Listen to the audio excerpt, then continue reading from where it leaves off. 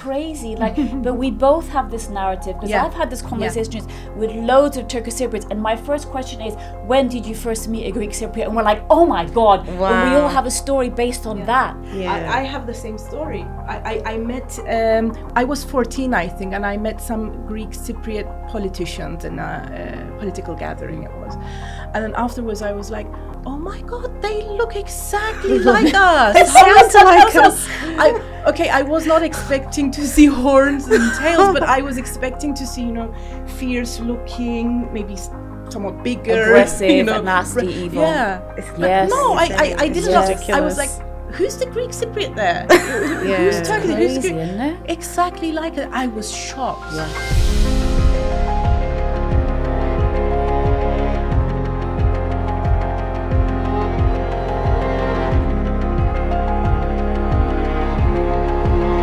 Welcome to the studio. Thank you so much for being here. I'm going to have to do a little intro so people know why we're here and what we're doing.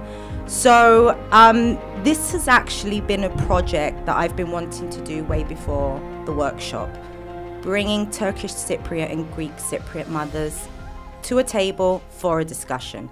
So when the peace project came along, I was like, this is what I'm doing. I know what I'm doing. The other reason why I wanted to do this is because I feel that I am sick and tired of not knowing.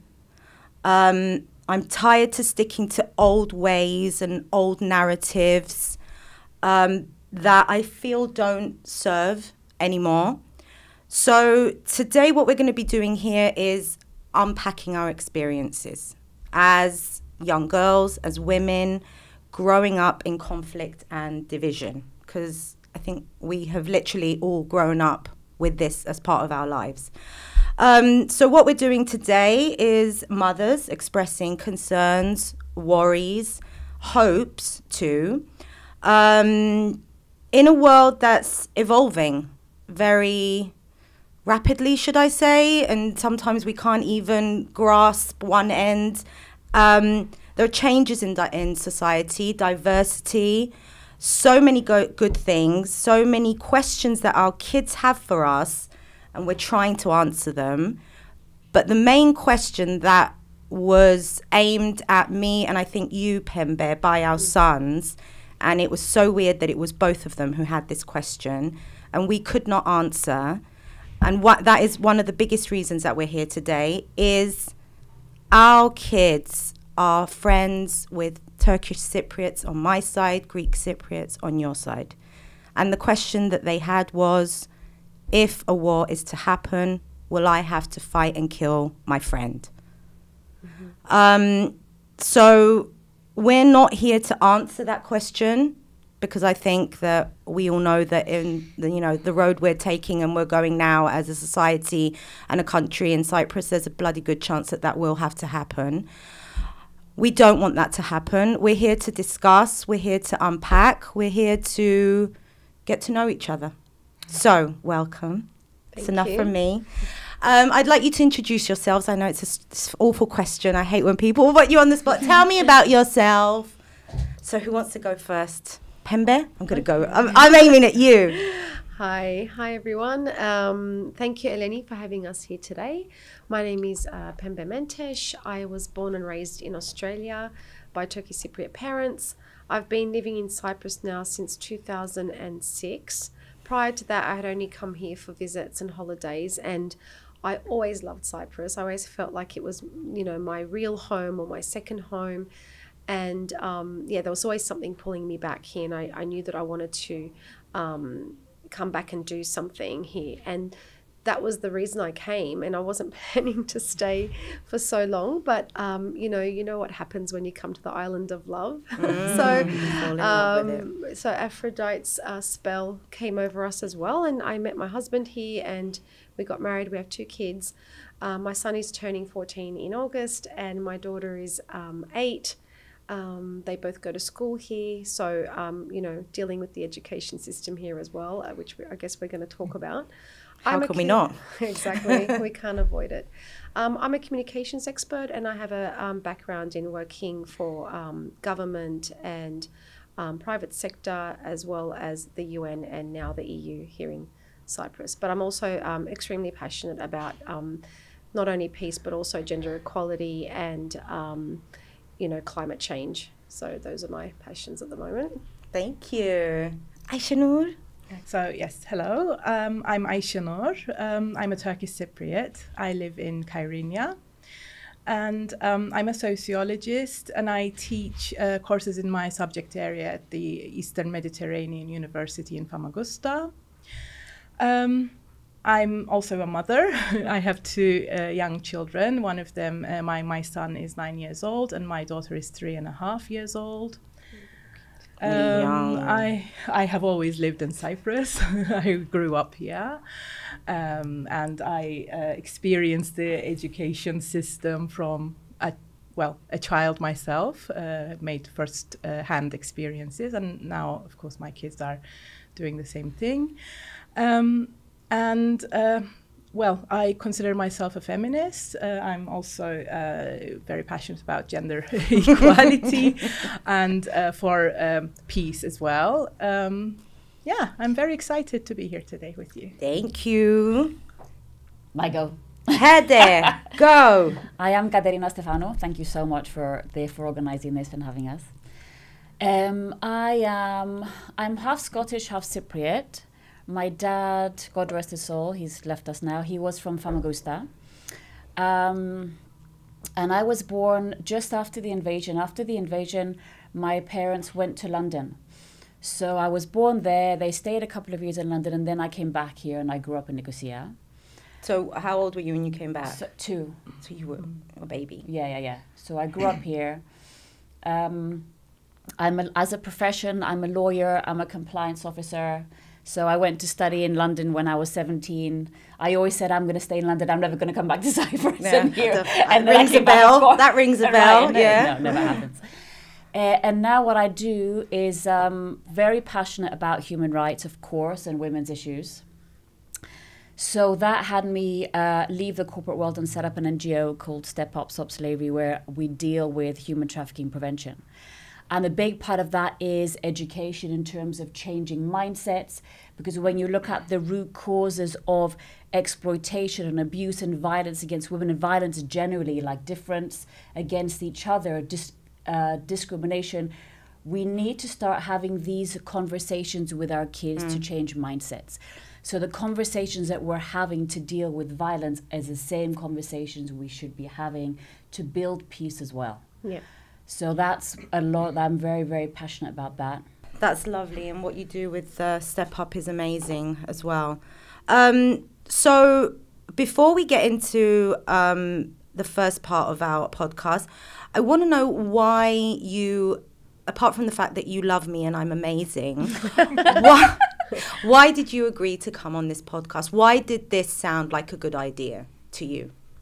No reason? Well, there's so many reasons. I mean, I think there are so many things that we think and feel, but we don't talk about them. Or we might we'll talk about them in a closed group where we feel safe.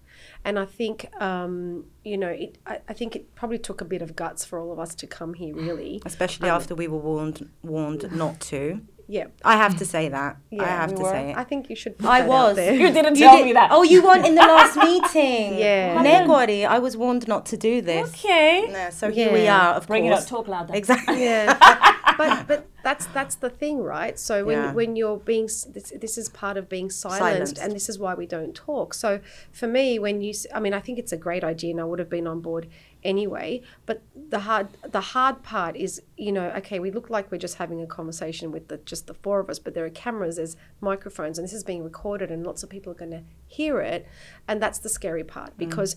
Living in Cyprus, what I feel is that you always have to be careful what you say. You always have to be mindful of what kind of reaction you might get. And actually, I find that, like, being new to Cyprus, even though I am Cypriot, I'm still considered like a foreigner in a way. And one of the things I noticed is that when I first came here, the first thing people want to know is who do you belong to? From who are you, so who do you belong to? Like, kimlerden sing. How do you say it? Kimlerden sing. We say dinozise. Yeah, so from whom are you? Whose are you? Yeah, so who do you belong to? So at first I was like, what does that, like, what am I supposed to say? How do you answer that question? Like, what village are you from? Who are your parents? Who are your grandparents? Because that helps people identify and place you somewhere. And because my parents have been in Australia for so long, and because my parents are originally from the south, and my entire family on both sides was displaced to the north after 74, I don't really have a connection with the north per se, or I'm not involved in any political parties or connected to anyone politically or socially, so that it's very hard for them to place me, which makes it easier for me to be a bit more neutral and say things, right? Yeah. So, but I am conscious of the fact that you have to be really careful what you say, and with what's going on right now in the north, with the new laws that they're trying to pass to make it a crime, I think, to speak out against the president, to the leader. So, and that's a huge violation of human rights. So, that kind of stuff, those kinds of that kind of negative. Reaction. It's the opposite of progress, right? Like that kind of going backwards and taking people's rights away is quite scary. So I think, but I think the time has come, Eleni. I think it's now time, especially with what's going on, not just in North, not just in Cyprus in general, but the whole region, okay? We need to start talking. We need to start solving these problems. Otherwise, they're just not going to go away. They're just going to get bigger and worse. Yeah. That's my view. I agree. And I agree about people not being able to place you. I had that as well. So I was born in England, raised in England. My yaya and Vapur had left in 1966, so it was before the invasion. Yeah. And when we did come back, my parents decided to just randomly live in a village where they knew no one just because they liked it. And up until now, I've been there for 20 years, 25 years, and people still look at me and like, whose are you? What age did you come? Where did you come from? I came to Cyprus when I was 9, almost 10 years old. So much of my childhood was spent in England, away from this, and obviously not knowing a lot. But we'll get into that. Aisha Noor, why did you feel the need? I agree with what Pembe said about having to become more active in peace building, basically, because the men are not doing it. The men who are supposed to act as leaders right now are not doing it, are not interested in doing it. I also think that women are not given enough opportunities, or they cannot find enough opportunities and chances to come together from the two communities. And if they did, they would, I think, very easily find out that they have a lot in common, that a lot of their fears, a lot of their trauma, and a lot of their hopes for the future, a lot of their wishes for their children are exactly the same. And I think finding that out can be very empowering. And, so much potential in that. So that's why I was interested. And let's do it. The similar experiences, that I agree 100%. And maybe we can inspire more women to do this. Yeah, I'm hoping. And also thank fuck for podcasts, because this discussion would not be able to take place on national anywhere else. Nowhere, not on radio, not on television, nowhere. So Katerina. Well, for me, actually, I think it's come as a natural consequence of my personal healing journey. So when I don't know, I would imagine that happens to all of us. Like when we become mothers, the first thing that happened to me was I really took a mirror, looked at myself and went, oh my God, you need to pull your socks up. Yeah, what is it about you that you need to stop some toxic patterns? You really need to grow so you can be the best mother you can be. And through my own healing journey and healing, the layers of trauma, then at some point I came down to this level of trauma.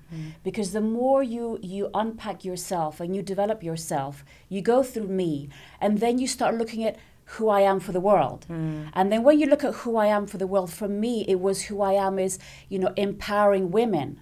and building peace between women, this like relationships between women, that we have this, I don't know if it's global or just in Cyprus, there's a really intense jealousy between women, and that doesn't work, right?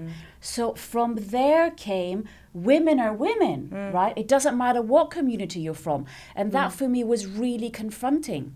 Yes. And actually breaking through that was a huge breakthrough for me, and that opened up literally a whole new world for me. So that's coming out of a lot of like deep, painful inner work.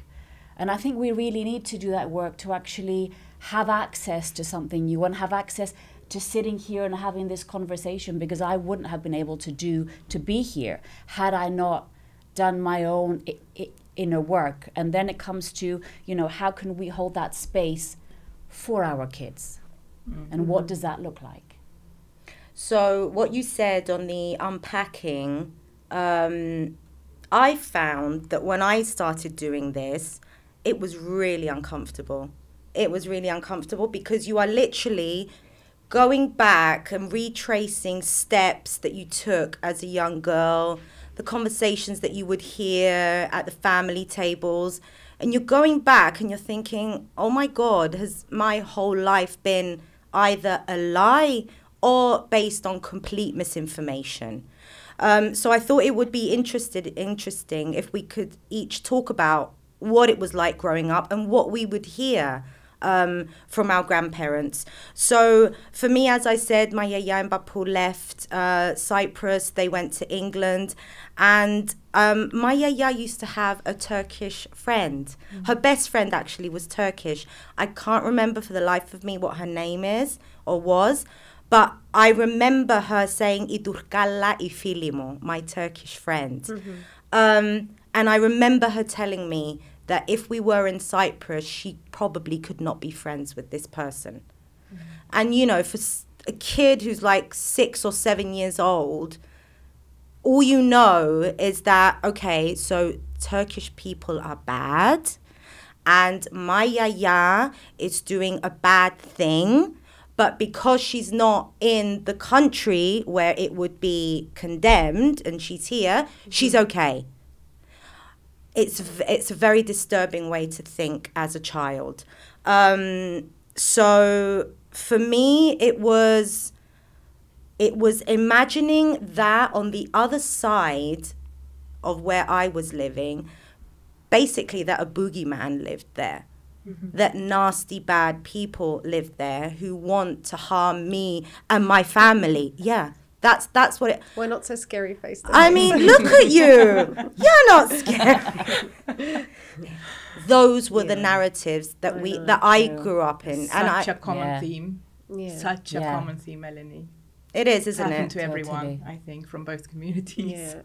I think that's what we're taught, all of us, in some way, shape or form, and to varying degrees. Like for me, it wasn't like bad things necessarily being told, but there was always like this kind of like an enemy narrative always, like, you know, that the Greeks did this to us and the Greeks did that to us, but never about, it was never personalized. It was never like, you know, that we hate a specific person or a specific group. Or, and my mum's a tailor. So I grew up in multicultural Australia. So my mum worked with Greeks, like mainland Greeks, Greek Cypriots, like, you know, Macedonians, Italians. So my mum has a vast array of customers. And, you know, it was interesting because, like, you know, my dad would watch the Turkish news and, you know, he'd say like a negative comment about Greeks or something, but it was I never really felt like there was like a strong hatred, you know, and I think that everybody in our community just accepted that there was a war, you know, a war happened and the island got divided, and, you know, it was, they were blaming, and then, you know, I'd meet Greeks or Greek Cypriots and they'd be like, oh, you're Turkish. And actually that's where I found the discrimination. I found more discrimination outside of my home because, like, my mum's Greek friends or Greek customers would come and, like, my mum would speak Greek with them, and I was like, you know, that was normalized for us because a lot of Turkey, because my mum's from Alektora, which is very close to Pisuri, and, you know, like, everybody in those days, my grandparents and most of my parents' generation spoke Greek as well, okay, because that's how you could, that, you know, because you have to trade, you have to live with each other, you know, and everybody had neighbors and friends or co-workers from the other community, so it was the relationships were you know, normalized or friendly. It wasn't until the problems that there was the polarization started. So I was like, you know, my mum and dad never taught me to hate anyone. And so I'd go to school and like I'd meet people, or, you know, you'd be in a social setting and then you'd meet someone who's Greek, and then they'd say, oh, you know, where are you from or whatever, what's your background?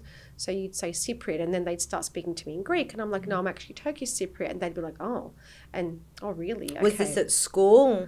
Yeah, school, in social contexts. I was going to say, when I went to university, I remember when I said I'm from Cyprus, I was asked which side. Yeah, exactly. And I remember I found it really offensive as well. What do you mean which side? There's only one side. Yeah, that too. That kind of ethnocentrism. Yeah.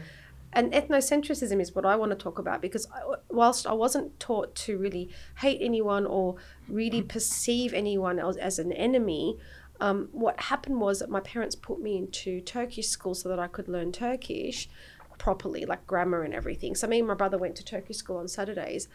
And that's where the brainwashing started for me. So again, it goes back to education, because the textbooks, because we went to a specifically Turkish Cypriot Turkish school. So our teacher was from the Turkish Cypriot community, also displaced from the south, migrated to Australia. And he, I don't know if he lived through the war or what happened, but he was really anti-Greek.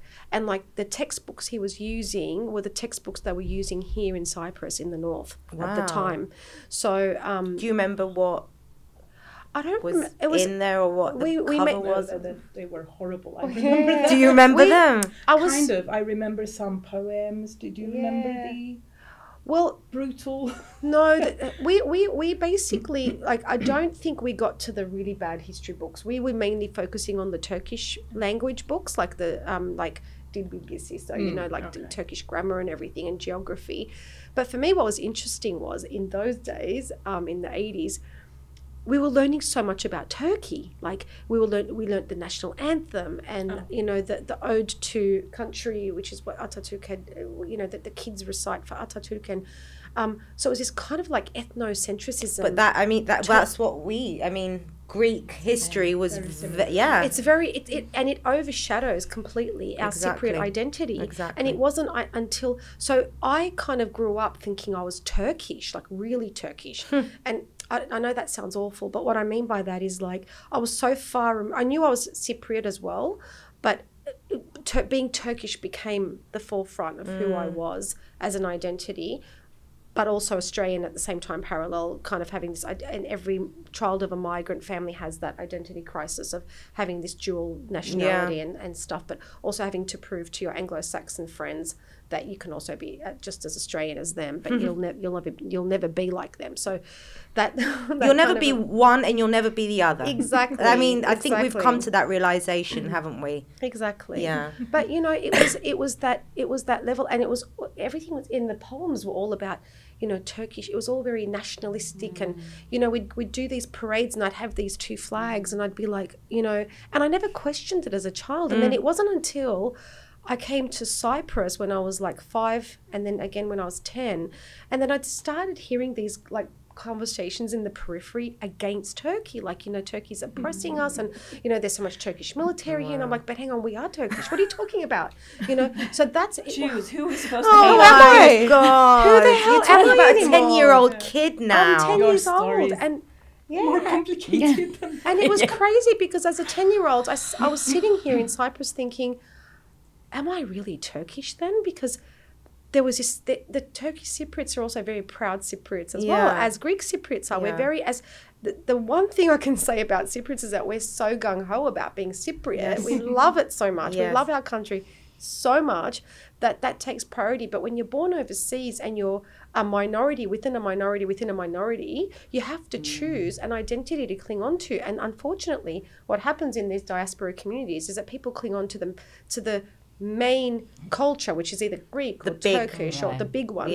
And I see a lot of trauma being caused by that now in the next generations, and kids having like massive identity crises, drug issues, alcohol issues, because they honestly don't know who they are. And I just think, thank God I came to Cyprus and found my identity. We'll get into that as well, because I agree. Aisha Noor, do you have any experiences to share as a young girl? Well, my experiences are similar to to some extent to Pembe's, but different from hers as well, because I was raised in Cyprus. I lived in Cyprus my whole life. Then I went to university at the age of 17 to England. That's when I first started making friends with Greek Cypriots. And then I started having these types of experiences. But then, okay, let me talk about my childhood maybe. Yeah. I consider myself very lucky because my family is very peace supporting. So I never was exposed to bad stories about the war. On the contrary, we were always told how the two communities were living in peace and harmony together. And then, okay, war happened, and both lost through it, and both went through pain and suffering and all that. So that was my idea about war. So I was like totally against war. So there was no blame. No blame coming from my family, except my great grandmother was a little more nationalistic in that area. She always talked about how she lost her hearing because a bullet went past her ear, and she had to spend some time in a bunker during war. And she was not a big fan of Greek Cypriots necessarily. She was blaming them a lot.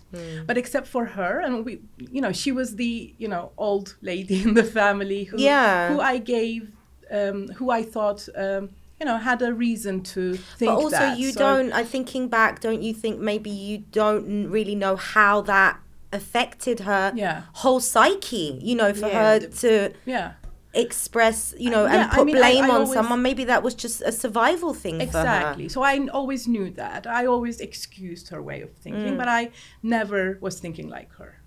But, it was okay because she suffered, like she experienced these things firsthand. My family did as well, but they just didn't transfer it onto us. Only later, actually, I heard some bad stories about war. But there were two sources for trauma for me, I guess.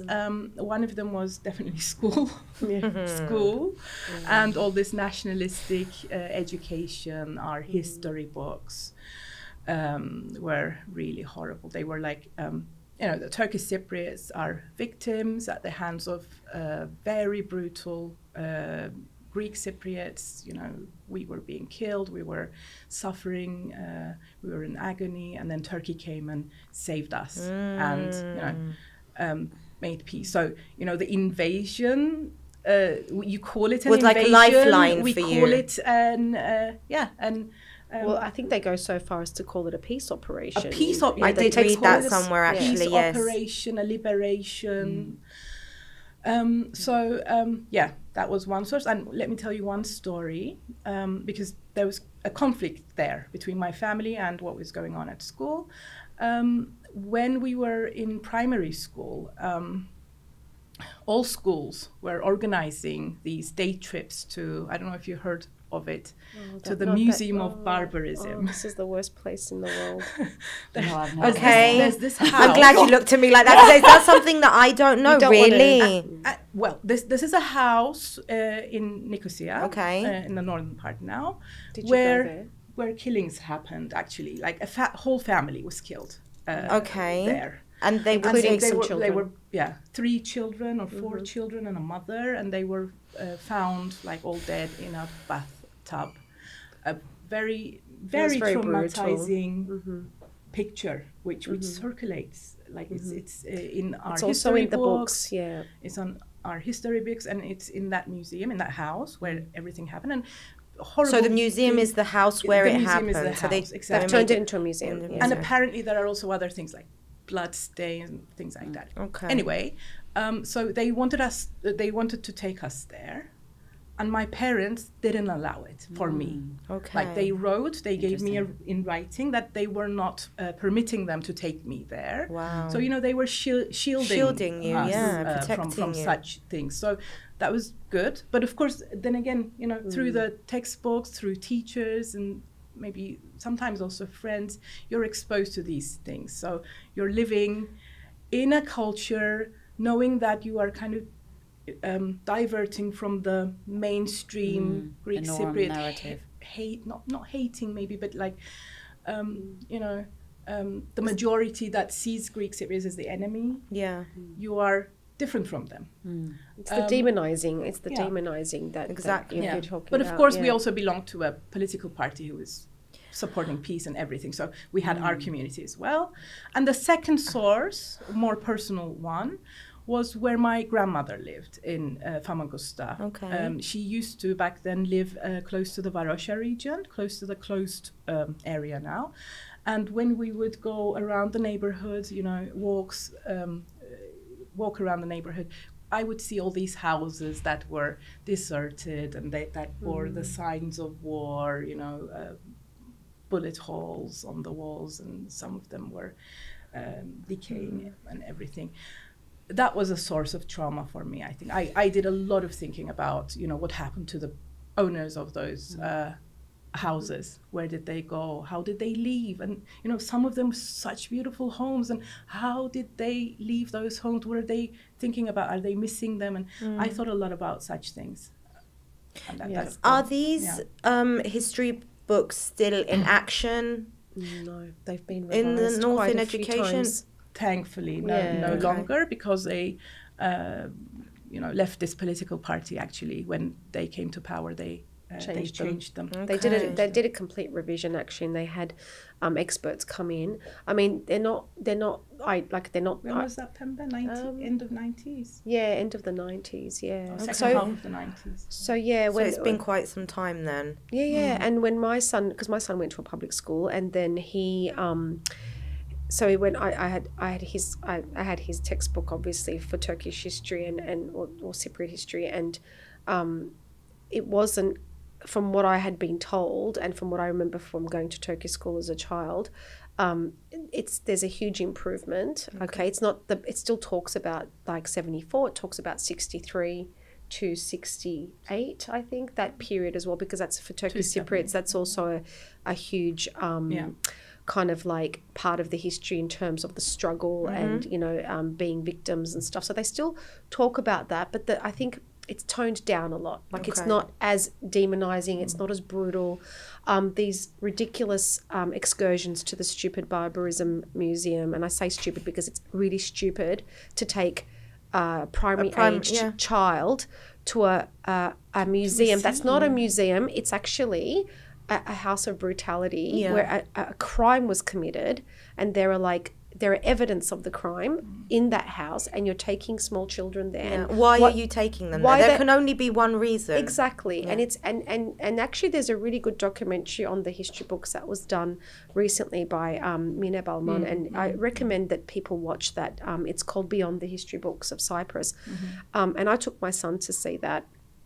And it looks at how traumatized that generation of people are, like that went through those textbooks, Greek Cypriots and Turkish Cypriots. Like they were interviewing grown men that were like crying in the documentary and saying, I just remember feeling so scared the first time I crossed because, like I thought I was going to be attacked by the Turks and killed and all this stuff. So, and then one woman that they interviewed also crying in tears. It's like she went back to being an 8-year-old and she talked about going to that museum and she couldn't sleep. She was having nightmares. And I'm like, how does an education system take small children and like legitimately traumatize them? Scar them for life. And I'm looking at this person who's born in like 82 or something. She's a grown woman and she's, everything about her is perfect. And here she's like, returning back to an 8-year-old and talking about that trauma. So I'm like, why would you do that to kids? It's brutal. It's inhumane.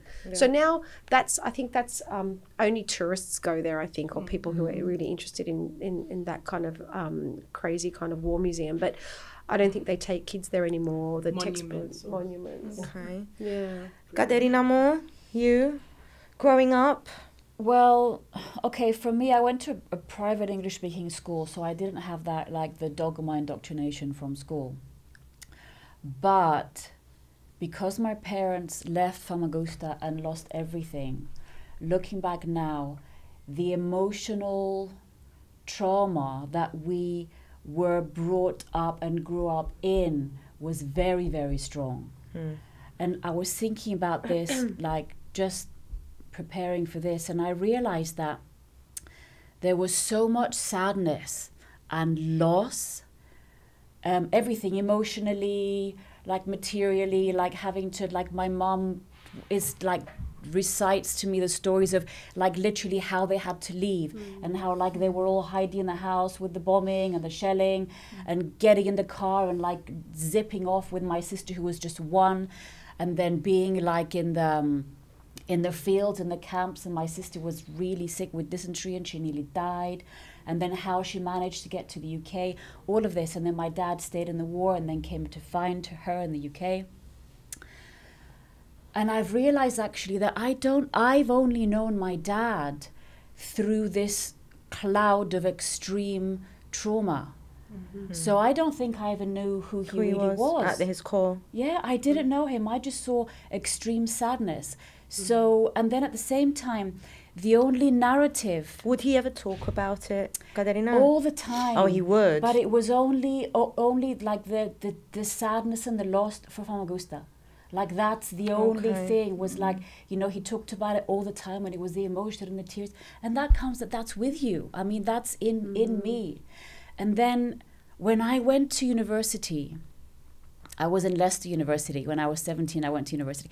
And it's the first time that I met a Turkish Cypriot person.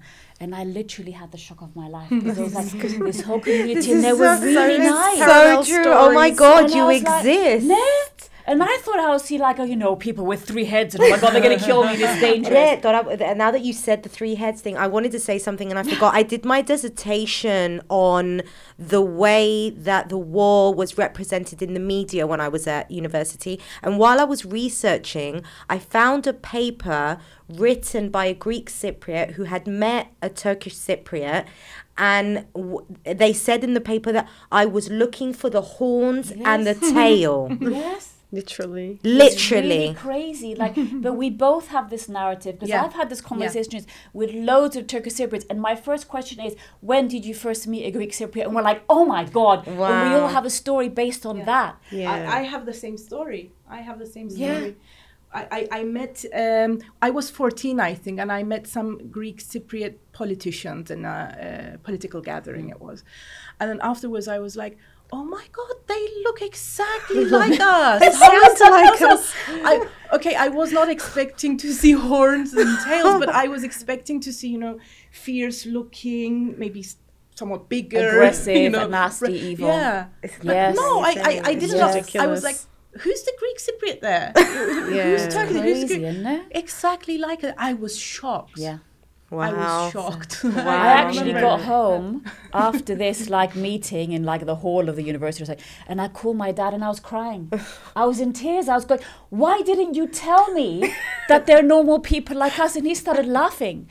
And after that, so when my parents came for my graduation, we actually went out for lunch with my Turkish Cypriot friends. And in that context and in that moment, I saw my dad in a totally different light, because they were like, you know, talking about their friends and like what amazing community they have. So the narrative's still there, but I think we don't hear that. It's been overshadowed by the loss and the trauma. And now, and giving the space to have those conversations is really important.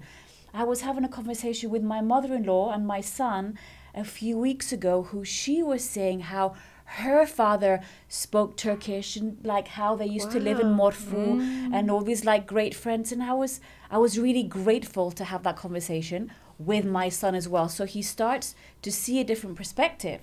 And I just thought, you know, we've been missing that. That's what we need to do. Yeah. So having said that, you know, at the times that we met for the first time, someone from the other side, well, I keep saying that now that my kids go to a private school with Turkish Cypriot kids, you know, I was telling someone the other day, if you told me 20 years ago that I would be in this position where my sons would be best friends with Turkish Cypriot kids, But I'd be like, no way. No way. Not possible. There is absolutely no way that's going to happen. But lo and behold, it did happen. And I am in this situation right now. And I'm getting questions from them like, do I have to fight and kill my friend? Along with many others, I believe, Turkish Cypriot and Greek Cypriot mothers, are not prepared. No one prepared us how to have this conversation or what to do. But you spoke about trauma.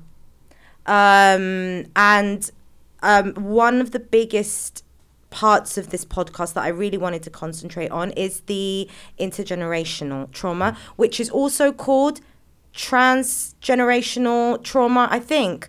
So for those who don't know, it's a concept that was developed to help explain generational challenges within families. And basically what it is, it's the transmission, I think you said before, transmission, or the sending down to younger generations the oppressive or the traumatic experience that older generations have had.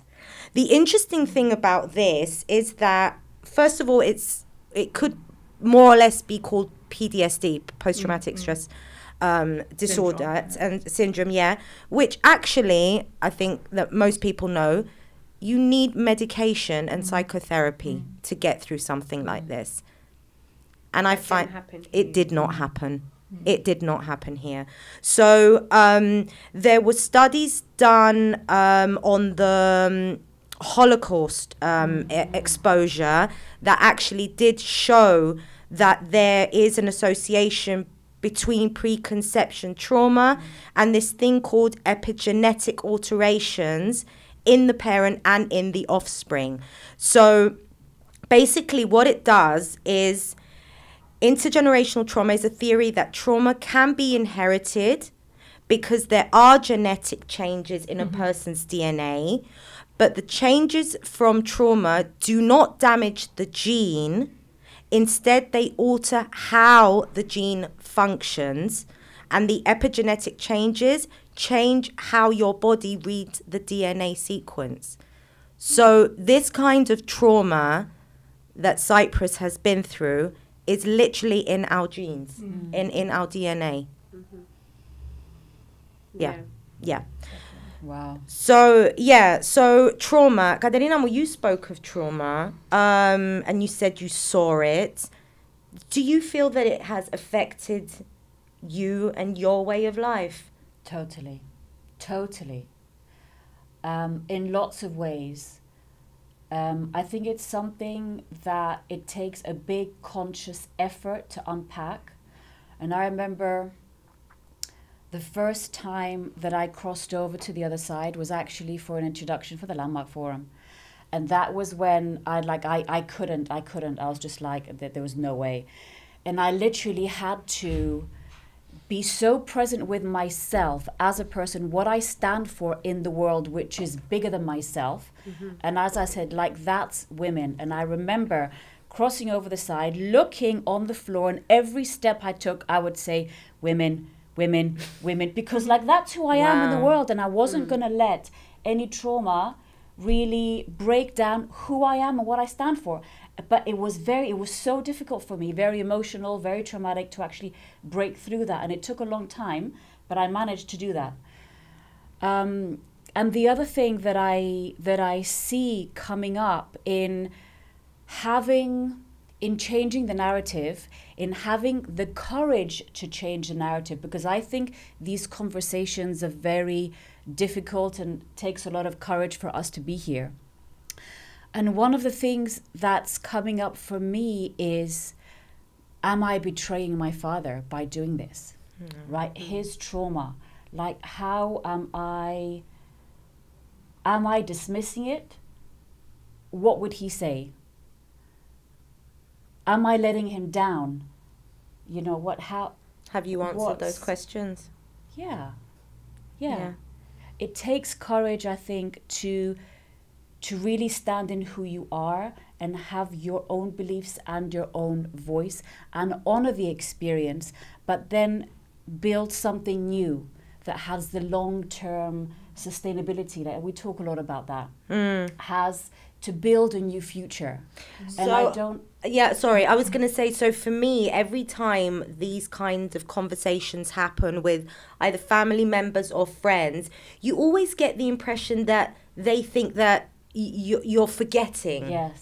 You know, the trauma is over, there's nothing to talk about, and you're not dismissing it's it. Not, that's not what we're doing. No, we're transforming it. We can't just close the door and say, it didn't happen, the trauma's not there. It's like we do with our personal healing. You get it, you work with the emotion, you have to work through it to get to the other side. And it's a wound. It's a wound that's open and it's never been tended to. Exactly. So how do we do that? How do we transform the pain and the loss into, I'm not going to say hope because that's kind of like fluffy, but really building personal relationships, building peace and healing. We need to do the healing right now. Yeah. Otherwise, we'll go through it again. That's too scary, isn't it? Yeah. I mean, we don't want our children to go through all of this again. Exactly. That's why we have Aisha to Noor, do things differently. where do you see trauma? Where do you see it? How does it manifest? Okay, so I mean, I have seen people going through the same kinds of things like your father. For instance, a very good friend of mine had recently lost her, a few years back, lost her grandfather, who was waiting this whole time to go back to his village in, I think, Paramales. Okay. And there he had like vast fields and, you know, his home and everything. And he wanted to go there so badly. He was waiting for the time to come. And as the checkpoints were opened, 2003, I think he went to see. And, you know, that experience kind of killed him. He died a few years later, but after that, he stopped speaking. Literally, he stopped speaking. Oh my he was God. I've so heard this a lot too. So traumatized. Stopped speaking. Gradually, he was bedbound, and a few years later, he just died. You know, it can kill you. This trauma can kill you. But it's also because they left at a time, and some like they left at a specific time, and things have progressed, and then they go back and they find that it's completely different, and I think that throws them off. You know, and then the other they have expectations. They have expectations, but also I think that they feel, because I've heard this story so many times.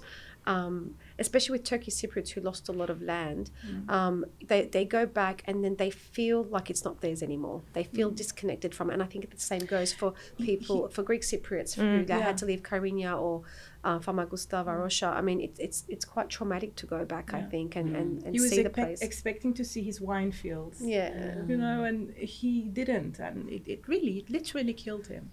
So for me, I mean, like I said, my mother's side is from Paphos, so they have this as well. My grandmother used to tell us a lot about how, you know, his father back then was a civil servant he had a very prestigious position, I think, at the government, and they were kind of rich, I guess, and they had a lot of property as well. So she was talking a little bit about those things as well. But I think the main thing for many Turkish Cypriots, especially like myself, who are supporting peace, I think our whole life, I believe I have lived my whole life until now, it's still continuing, in a state of waiting that we will have a solution. Yeah. Because we have other problems in the north. We are not recognized. We are not legitimately Cypriots, you know, Turkish Cypriots. We are, you know, we are a minority. We're a minority. We're totally dependent on Turkey, and then you know, in a sense the Annan plan shattered, so we were kind of refused by the Greek Cypriots as well. So we are like, you know, in a limbo. In limbo, basically. Exactly. Yeah, that's what it is. Waiting for things to get better, to happen, waiting for a solution, waiting for peace, maybe a reunification, or at least a federal solution in the meantime, you know. And so I have been waiting for that my whole life, and but it's not happening. And you don't know if you're going to wait for the next 40 years. I don't know it's if going my to be kids are, my kids are exactly in the same position, and that kind of is very, very upsetting for me. It's hurtful. It hurts a Yeah. lot. Because, like you said, this military thing, my son also asked me if he he doesn't have many Greek Cypriot friends at the moment, but he asked me whether, he had to join the army, if, and when time comes, like there's compulsory army in our site as well. Yeah. But he also asked, like, if I join the army and war breaks, do I have to, fight in the war? And I have an answer. It's like one of the most hurtful. I've got 3 boys. I know. I've got 3 boys, and it is one of the main things that keeps me up at night, thinking and knowing that they will have to go through that. Pembe, did you want to add anything to the trauma? Sure, yeah. I see it manifesting in lots of ways, even small things like hoarding. I find that some Turkish Cypriot families, including my parents, they'll stock up on things like, and then when I moved to Cyprus, my husband was telling me, and I heard these stories when I was little and when we used to come here for holidays, people would talk about shortages, there was, my husband was telling me when they were kids that there'd be no confectionery in the bakali, or in the supermarkets. Back then there wasn't even any supermarkets. It was all like kind of corner shops, you know, and little peripteros and stuff like that. And he was saying they used to put bread and they used to put butter and sugar on bread and eat that as a dessert because there was nothing, or the parents would, sometimes there wasn't even flour to make the bread and stuff like that. So there'd be like these weird shortages, like milk, sugar, things like that. And so I look at his grandmother, for example, whose brother was missing since 1963. And the Committee for Missing Persons found his remains when I was pregnant with my daughter. Wow. And I remember wanting to go to the funeral, and I'm actually in a way glad I didn't, because we have a tradition in our culture that when you're pregnant you're not supposed to go to funerals. But when I was pregnant with my son, I managed to lobby my way into my grandmother's funeral, and I promised everyone I'm going to be fine and I'm not going to cry and I'm not going to fall apart. And I didn't. I held myself strong. But when I was pregnant with my daughter, it was a whole different mix of emotions there for me. Like, I don't know if it was the hormones or whatever, but I just found that I couldn't cope with anything heartbreaking and sad. And just hearing the story about the uncle's funeral, who, imagine someone being missing since 1963 and then whose remains are found in a well in Strovolos in 2014. So that's how many years that family had zero closure as to what happened to this man. And I remember his grandmother saying that she grew up just watching her mother cry every day. And she's an absolute hoarder. She doesn't throw anything out. And you look at how she lives her life and how she operates in life. And for me, it's so obvious. You know, this woman needs help. Like, she needs psychological help. I'm not saying there's anything wrong with her. She's perfectly fine. But you can see it. I mean, it's hard to say. It's the way that they speak. Yeah. It's the hoarding. It's the doing like little ticks or nuances in the way they speak, you know. So I see it manifesting a lot. And I think that, you know, when you talked about the intergenerational trauma, I've also been reading a lot about it and very curious as to how to break the pattern as well. Because I think us doing this right now is the start of breaking that pattern. So it's up to us to say, I am not going to do this. I'm not going to be part of this. I respect and honor what my family went through. And I think this is what Katerina was talking about with her dad. I'm not betraying anyone. However, I don't want my future and my children's future to look anything like the past, because the past is the past and we can't change it. But if we're going to move forward, we need to heal the past, respect it, but then say bye, see you later, and look forward, because otherwise we're just going to be stuck. And when Aisha Noor talked about this waiting, it's actually the being stuck as well, because we haven't been able to move on. We haven't had any kind of justice or reconciliation actually properly done, and any kind of justice restored in this country. And you know, I have a strong sense of justice to some, and I think Katerina, being a lawyer, can relate to this, because and you really feel the lack of justice. People on both sides, in both communities, it was a war, for God's sakes. People suffered and people lost things, whether it's material or whatever, and nothing was ever said or done to those people to say, I'm sorry this happened. Here's your compensation, or here's, you know, here's what we're going to do about it. You know, we've actually found the person that killed your brother and put him in a well, and he's going to jail. Like, that doesn't happen. So, you know, thank you for returning his remains. Thank you for allowing us to give him a proper burial so that he can rest in peace. But that doesn't make it okay. It doesn't actually, it doesn't serve any justice. And I think that's what's missing. That's what's missing. I think, sorry. No, please go on. I think it's the first step is the acknowledgement.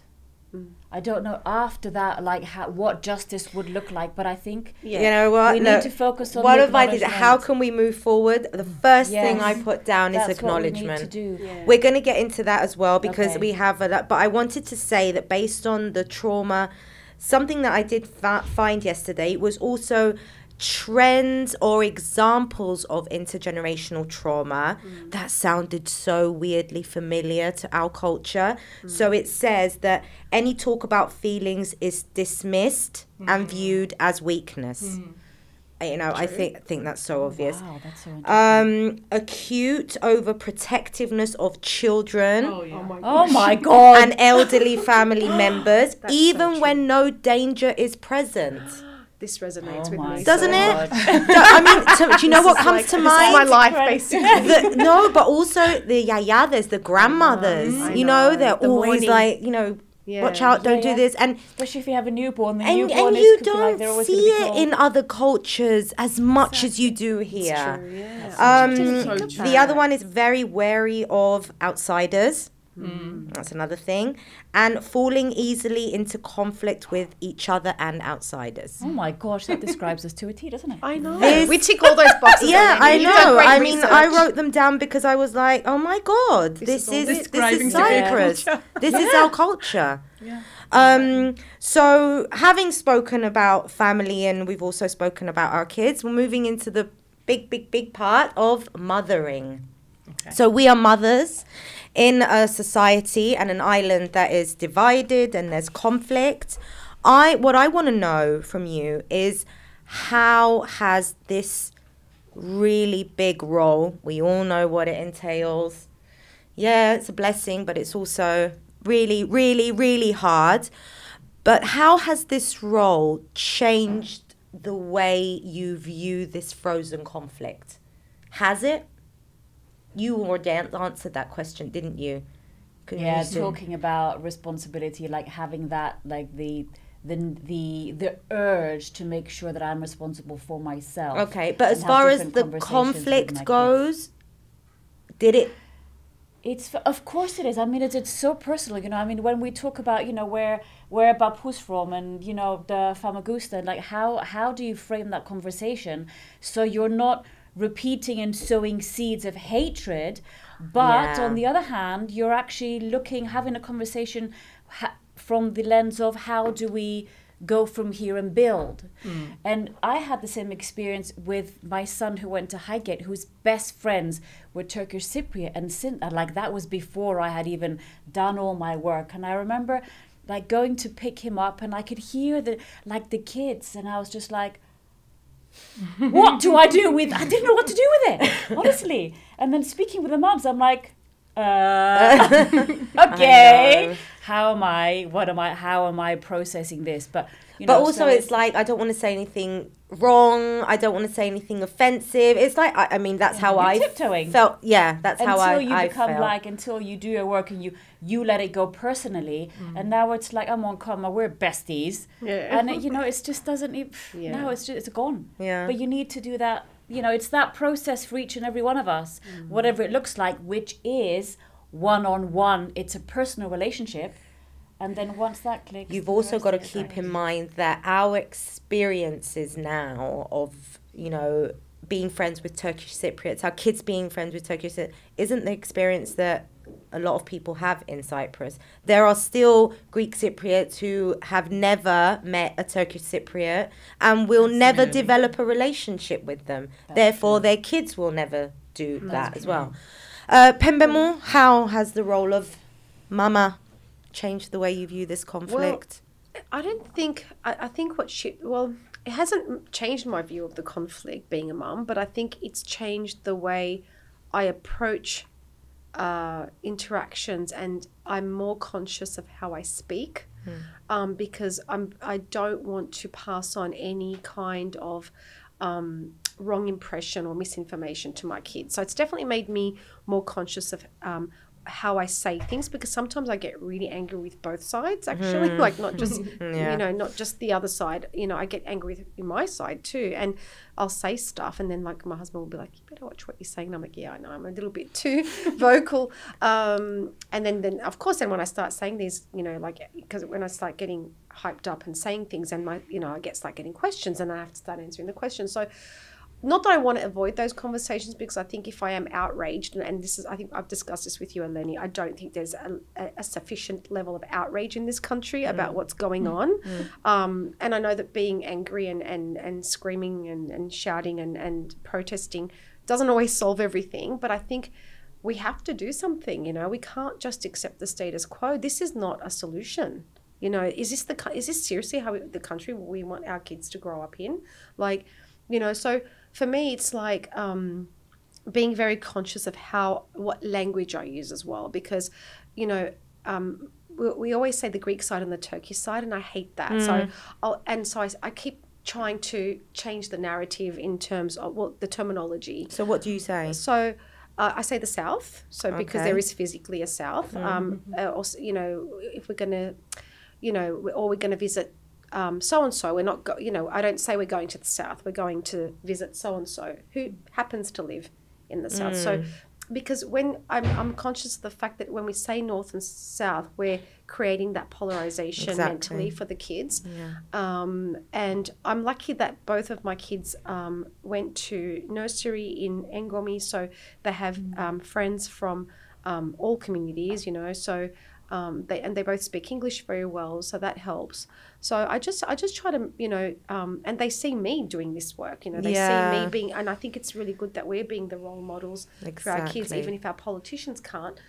So that I think we need to normalize these kinds of relationships and interactions, and realize that, you know, we're human beings. We're actually, as Cypriots, we're genetically closer than what we think. I was really, you know, when I first came to Cyprus, and because I grew up knowing and hearing Greek in Australia, but it was like Greece Greek, like not Cypriot Greek. And when I came to Cyprus, like I would hear, like, you know, men talking, and from a distance, I thought they were Turkish Cypriots, but as I got closer, I'm thinking, oh, they're actually speaking Greek, but the dialect is the same, you know. So that's, just the terminology, I think I'm conscious of, and also, trying very hard not to instill any kind of negative image for my kids. And also, parallel to that, I don't support like extreme nationalism. So, you know, I'm not like, we're not flag proud, we're not flag waving kind of, you know, and with you on that, yeah, so that, I think also, if you can tone that down as much as you can, because they're going to get it at school, we know. You know, but, you know, teaching them your own, I think, values, you know, being like doing values-based parenting, mindfulness, all that kind of stuff, like me doing yoga and meditation also, I think helps me be a better mum, regardless of the context. But, you know, Aisha Noor, has the role of mother changed anything for you? If at all, you know, it made me more willing to do something for a peaceful future in Cyprus. A lot of what Pembe said is true for me as well. I'm very careful with the nationalistic propaganda that my kids are exposed to, and they are exposed to some of it in hidden ways. It's no longer Greek Cypriots are the enemy and the Turkish Cypriots are the only sufferers. It's no longer like that, but there's a lot of hidden ways of, instilling that It's everywhere. ethnocentrism, ethnocentric way of thinking into them. And I try to, limit that and always talk about how every nation, every nationality thinks that they are sometimes better than others. So I talk a lot about that to my son. Now that he's older, he understands it better as well. So changing narratives is very important. Terminology. Different perspectives. It takes a conscious effort, as you said. It's not easy. It's not easy at all. We get a lot of, history of Turkey, of course, and even that is very, very nationalistic. So I'm constantly working on that with my son. Generally, not only Greek Cypriot, Turkish Cypriot, but like in general, all communities, all human nations, all humans, all cultures, all cultures, all skin colors, all religions. All religions. I'm trying to really let my children know that everyone is precious as a human being. I think I'm trying to do that at least. That's so important. It actually. is. You hit the nail on the head, and you were talking about values-based parenting, because the truth is that the society in which we live and what our kids are faced with everywhere is exactly the opposite. We're talking about football clubs, they're nationalistic and political. The boys are going to the army, my son's going to the army in a couple of years, and it terrifies me. But I think the only thing we could do is instill them with values from a young age, and then it's up to them how they behave. And critical thinking too, to question things. It's up to them what they do with that. Yeah, I'm so glad I took. At first, I was in two minds about taking my son to see that documentary, but I'm so glad that I did, because it's given him a different perspective, and he actually came home from school one day and he goes, "Guess what happened at school today?" And I said, "What? What did you do?" He's like, I'm glad I'm not the only one. What did you do? Yeah. He said, we were in Cyprus history, and he actually put his hand up and he asked his teacher, he said, "Miss, we're learning a lot about what the Greeks did to us, but what about what we did to them?" And I said, "What did the teacher say?" To him, "Oh my God, he's gonna." I thought to myself, "Weren't you so proud? Didn't you feel so proud, Pembe?" I can't believe he asked that. I don't even know if I would have had the guts to ask that. Oh, you wouldn't have. I wouldn't have. And I'm like this. Here I am, this self-proclaimed activist, and I'm like, would I have even said that? So there you go. And I'm like, they don't have the same filters and restrictions, do they? But I actually also felt proud, and I actually felt good that he felt not only the willingness to ask that question, but also he felt safe enough to ask that. He didn't feel scared to ask that question. He wasn't rude when he asked it. He was very matter of fact. It was a genuine question. Yeah. And she was, I think the teacher was a little bit startled, and my immediate thing was, oh my God, I'm going to get a call from the school, because in the old days that's what would happen. You'd get, I have friends who were whose parents were called in because she said something against Turkey or whatever. So you don't say stuff like that. You don't ask those kinds of questions. So no, but she handled. I think the teacher handled it really well. She said, "You're right. There are both sides to the story, and and she encouraged him to look into sources." Oh, right. So I said, "Now you've got a job to do. Find some legitimate sources. Maybe this documentary. You can take her this documentary, which was very balanced. It interviewed people from both sides who went through the history teaching.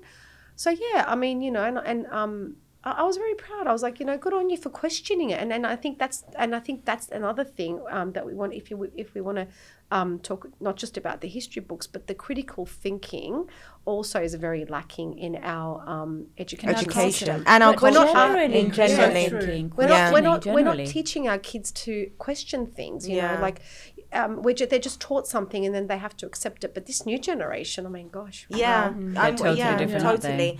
So one of the questions that I don't want an answer to this, but it did pop up when I was doing my research, is what would our situation look like if there were not only women at the negotiation tables? What would it look like if there were mothers at the negotiation tables. Oh, totally different. Yeah, you know, you can go down so many roads with that. I just want to leave that there because we're pushed on time. But I do want to hear your suggestions and your thoughts, apart from the critical thinking and the acknowledgement that you said about how can we move forward? How can we change the narrative? Acknowledging the trauma is so important. And your responses to it as well, I feel.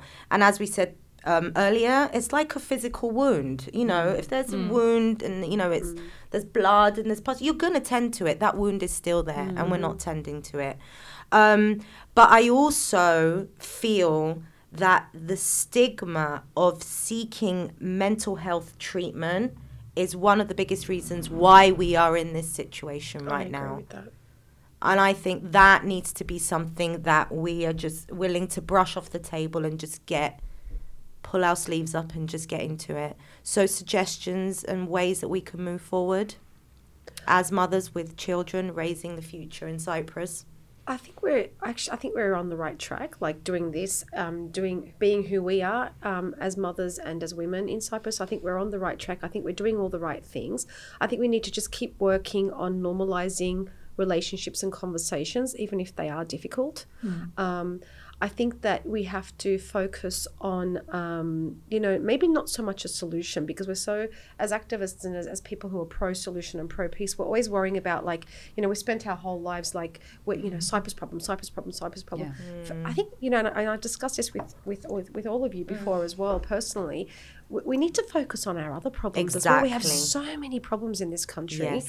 And, you know, one of the reasons I mentioned climate change and climate action before, for me, it's an urgency, you know, and one of the things that we're working on in my women's organisation, Hands Across the Divide, we've applied for funding for a climate feminism project. So combining feminism with climate change, which is happening everywhere around the world. It's a little bit behind here, but focusing on that, because honestly, and I said this as a joke, but I really mean it, if we don't solve our other issues, especially climate and environment, we're not going to have a country to fight over. It doesn't even matter. So exactly. The Cyprus problem is going to disappear with the actual island itself underwater or disappear into dust. I don't know. So I mean, really, like we are focusing so much on the political process, when at the grassroots level and on an everyday level, we have so many other issues to deal with. And I think we need to focus on mental health. I think we need to focus on mothers' loads and women's, you know, like, when we talk about feminism, we talk about all this progress and all the rights that we have, but with those rights comes responsibilities. So we're all working, but we're also mums, and we have to fit into these, you know, into these molds and have to do everything, and we get burnt out, you know. So I think we need to keep supporting each other, because the burnout really is real. I think we need to look at who we are in the context of the rest of the world, with everything that's worse about the world right now, and stop being so selfish and focusing so only on Cyprus. I think we need to, I mean, I'm not saying we shouldn't focus on Cyprus, but I think that we need to be a little bit global in our perspective. I think we become very bubbled in, we're in a bubble sometimes in Cyprus, but the rest of the world does exist, guys. So I think... I'm used to that with some people, I'm sure. So I think we just need to keep doing what we're doing, and small steps, Eleni, small steps, because I think sometimes we try to do too much. Sometimes we try to change so many things, and when it doesn't happen, we get disappointed, we get burnt out. But I always say this, like, you know, when I look at, I've been here since 2016, and when I look 2006, sorry. So when I look back at how much has changed in terms of intercommunal relationships, and when I see young activists forming NGOs and doing things, like, I'm really inspired, and it makes me feel like, okay, so all that stuff I did all those years ago wasn't a waste. You know, things and are there are changing. so many. And it's inspiring, and we have to have, I don't like the word hope either, but we have to have confidence in the process that things will change, because otherwise, if we don't believe that things will change, then they won't. And I think we have to, at least the least we can do is stop things from getting worse, even if we can't make them better. Just, you know, baby steps. Brilliant. Aisha Noor, anything to add to that? Just looking at her, what am I going to say now? She has so much. She has everything. Sorry. I'm sure you have more in there. I'm going to just underline some of the things that you said. Okay.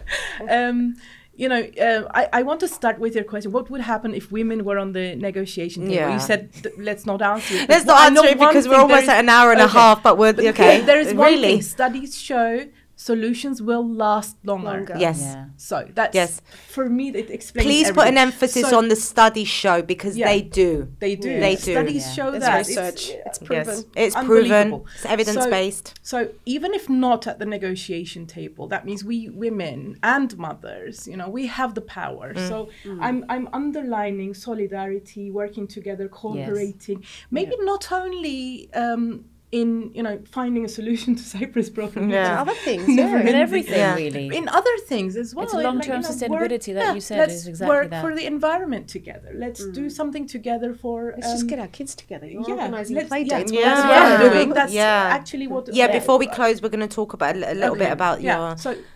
So we can do a lot together, and I think women have power when they come together. Yes. So Yes. I will stop here. It's Just evident. emphasize everything. Katerina, Very important. Totally agree. This I totally agree with, like, women coming together, that the feminine leadership it's based in creating sustainable futures, long-term solutions that actually work.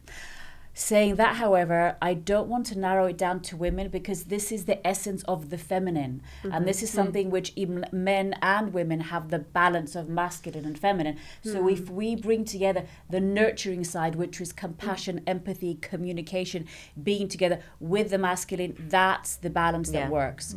So I think, like, men and women should embrace this feminine quality, which is going to make us build a better future. Totally.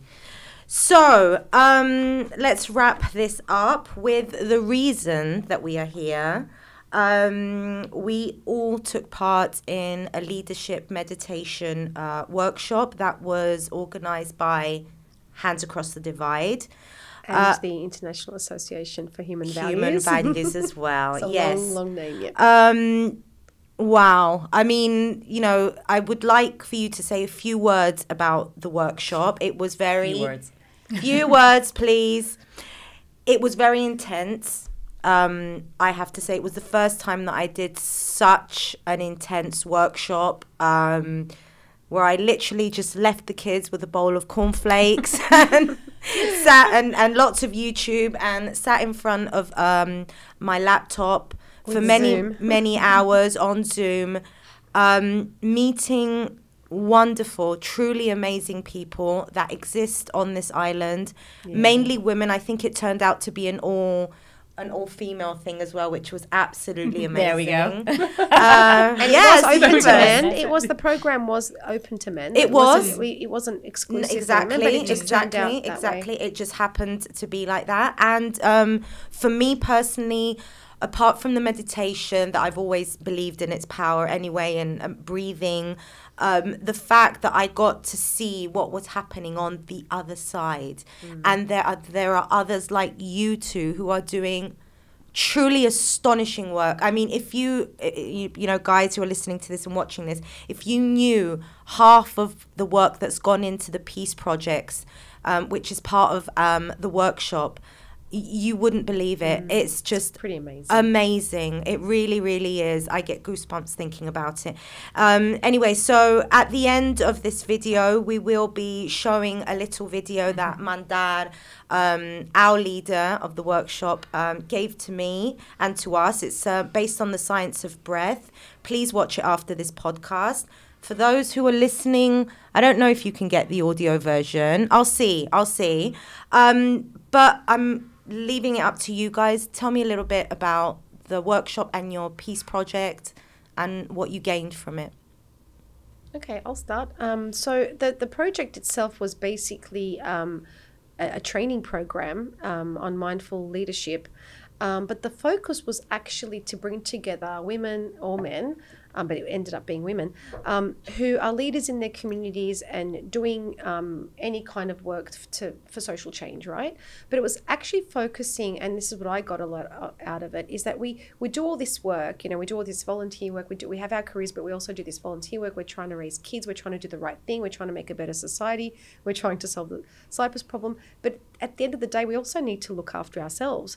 And I know that self-care is this big buzzword right now, and I don't know, when I say it doesn't resonate with me. It sounds weird. Why do I have to look after myself? Like I have a shower every day and I put my sunscreen on.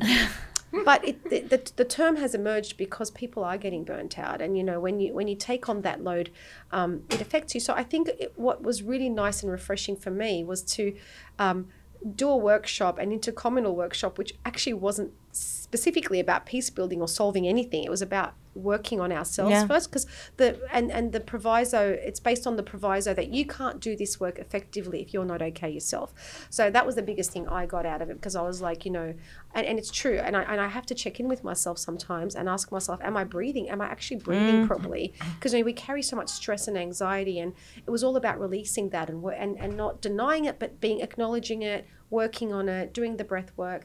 And of course, the biggest bonus was the peace projects. And a lot of people are doing things like events.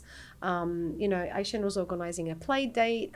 I was going to do a silent meditation with in the buffer zone, which I still hope you can do. I do want to do that. I just, because of the deadlines and everything, I didn't think that I could do it now. But it is a plan for the future, so I think it would be an amazing experience to have a silent. And we can definitely help organise it. Yeah, and I think imagine having like 100 people in the dead zone silently meditating. I think that would send out an amazing. Yeah, because I also believe in the power of meditation and energy work. So that's that. And so my project very quickly is basically, when all this was happening, my daughter came home saying, oh, I'm going to be reading a poem for National Children's Day. And I was thinking, oh, okay, here we go. And of course, me thinking the worst National Children's Day, what kind of propaganda thing's going to come out of this? And then the whole thing was about peace. And she was so cute. And I'm like, thank you, that's my project. Like, you've done my project for me, thank you. So I'm sharing it on child labour, Pembe. It is. But now I can do some breath work, thank you. I have time for self-care now. I love it. It was so cute. And she read, and the poem's in English, so you can I'm going to share it on social media. And we'll add the links to your Instagrams, to your social media, so people can find you and see your peace project. And Aisha Noor, when you organise the Playdates as well. So tell us a little bit about the workshop and the peace project. The workshop kind of introduced me into meditation. It was the first time I got to do it, and I enjoyed it a lot. The breath work was really powerful, although I didn't really have time every day to do it, but I'm still committing to and it's okay. We're trying. And it's okay. I'm still committing to trying to do it. It's a tool that you have and it's there. Exactly. So it benefited me in that sense. And I'm also very happy to have, gotten to know you and all the other amazing women who took part in the project in our cohort. Amazing. They were all amazing, and we are connected now. Yes. We are all connected now. We can continue doing this type of things, coming together, discussing our issues, our problems, solving them together. And maybe meditating together. Not during the play date though. And yes, I am organizing play dates for peace. That's how I'm calling them. I'm going to invite mothers with their children to come together at the buffer zone to start with, but then maybe later we can join in the southern part or maybe in the northern part. We can find nice parks, parks, open areas. That we will all enjoy, and just give the chance to ourselves and to our children to come together and to naturally, in a rather unstructured way, to build friendships and maybe to do something for building peace. That's what peace is about. It should be about connecting, having the friendly bonds with each other, caring for each other. Having tolerance, understanding, etc. So that's what my plan is. Excellent. When you do organise that, let me know and we'll put the link in the show notes. Katerina, more? For me, there's two things I want to highlight. Firstly, that I've realized that I do no self-care at all. And even like, you know, putting time aside to do the breathing exercises that we were taught, they were incredible. And if I didn't have time, my response would be, oh my God, you're not looking after yourself. So even the way I do self-care, it's like not self-caring at all. So I've realized that I have no idea what self-care is. And I'm kind of like figuring that out right now. And the magic that's come is these beautiful relationships that we've cultivated and we're going to be cultivating for sure. Because this is where peace happens one by one, you know. Yeah. Connection by connection, it's beautiful. Yeah. So true. Yeah. And we're not expecting anyone to do it for us. We're here and we're doing it. That's it. It's beautiful. Yeah. And my project back to collaboration, as you said, is within the lens of the NGO and civil society, because civil society has a massive power to make change from the grassroots level up. Agreed. So it's really what I'm doing is making a little film of civil society organizations on both sides standing up for human rights, talking about what inner peace within us means and how that translates into the actions that we put out in the world. Because when we're dealing especially with things like, you know, slavery and human trafficking, we know it affects both sides, and being able to support survivors on both sides needs that level of collaboration. We know it's not going to happen on the top levels, so we need to start creating it ourselves. Excellent. That sounds amazing. Yeah. Okay, we did it. Great. Thank you, Eleni. Thank you so much. You're a Thank you so much for being here. I love you. I love you too. These guys love you too. But they hate each other, so I hope the camera could get that.